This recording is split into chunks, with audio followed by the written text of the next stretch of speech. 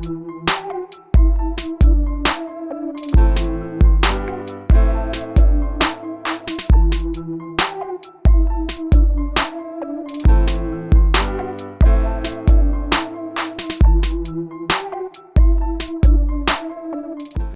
Projan Media TV yonna gy'osinziira tukwebaza okubanga ogyekuumiddeko. Yes, towaayo bbawa ebifa ku social media. Namuli Winfred nkutumiddeko, Agnes Nanzizi nkutumiddeko, Kakinina nkutumiddeko. Yes, yonna gye musinziira, Bira Charity, Birungi Sofia, mwebalebeera ku Projan Media TV.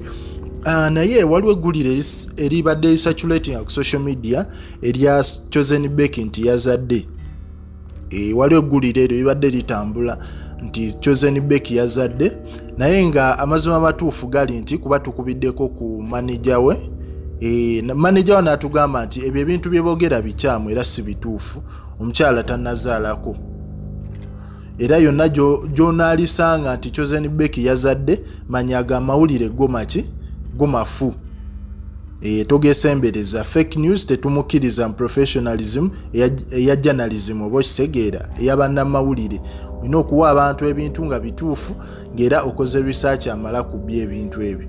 Kale ku Projan Media TV ffe tujja kuba tukuwa updates zigenda mu maaso mu ggwanga ku social media n'ebirala. President yatusuubiza okuba ng'ayogera naye leero ba postpone nze kati agenda kwogera enkya, so beera ready okuba nga tujja kutuusaako updates zonna ku ebyo byajja okuba nga ateesezza, olw'ensonga nti quarantine olunaku olwaleero lwebadde ino okukolaki okukoma.